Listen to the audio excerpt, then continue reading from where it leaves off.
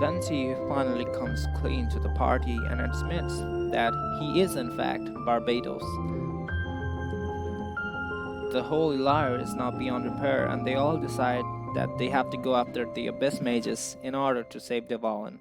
G-Luke says that he'll use his contacts to try and find out where they are, and the crew decides to return to the town and wait until G-Luke sends his sword or words of his findings.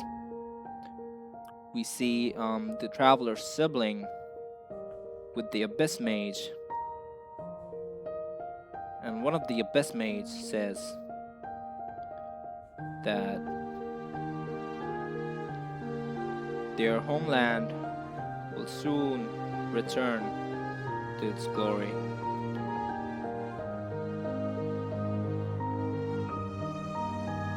Lepus Chapter, Act 1, Wind, Courage, and Wings.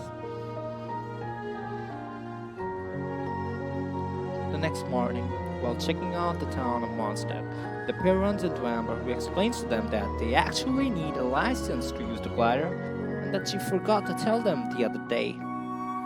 Amber gives the pair what she believes to be a gliding manual, but it's in fact a story when the first wind rushed across the land. Birds that yearn for the sky had wings, but no way to fly. They asked the animal god, "How can we reach the heavens?" To which the animal god replied, "You have yet to find that which is most important." As the god spoke, the wind thrust the seeds of a dandelion high into the sky. The birds thrust out their wings, but the breeze was all too mild, leaving them to stumble across the earth. So they went to the George, where the wind showed off its wild and incomparable strength. They threw themselves off the cliff and flapped their wings amongst the howling winds, until they were able to fly freely into the sky. To the animal god they went to gleefully say, "We understand now, all we needed was a stronger wind to fly." In reply, the animal god said, "What you lack was not wind, but courage. It is courage that has allowed you to become the first flying birds of this world." Amber takes a look at the book and explains that this was a storybook that she used to read as a child, and the story was what truly made her want to learn how to glide when she was younger, and it inspired her to become an outrider that she is today.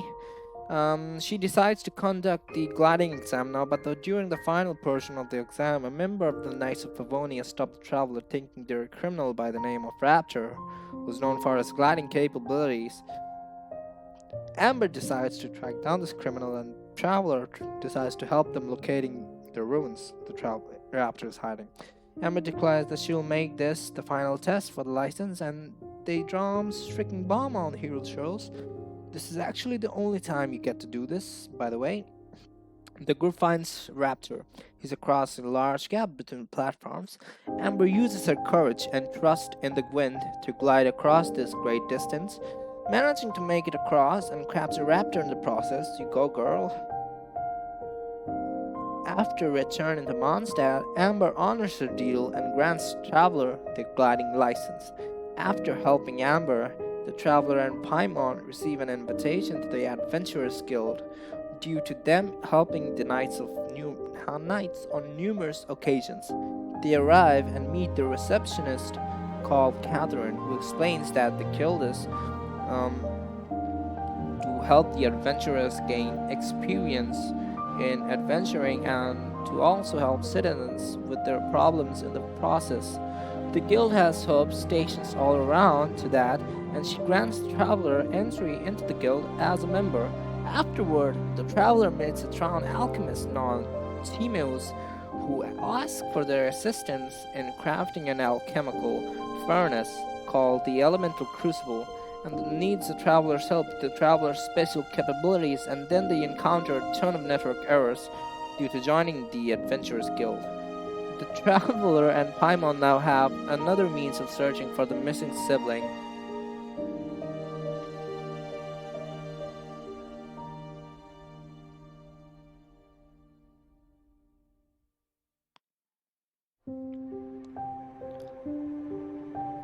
after completing some missions for the guild within Mondstadt and helping Timaeus, the pair see Kea, who explains that he has a problem and that only the traveler can solve, and that he cannot tell anyone else.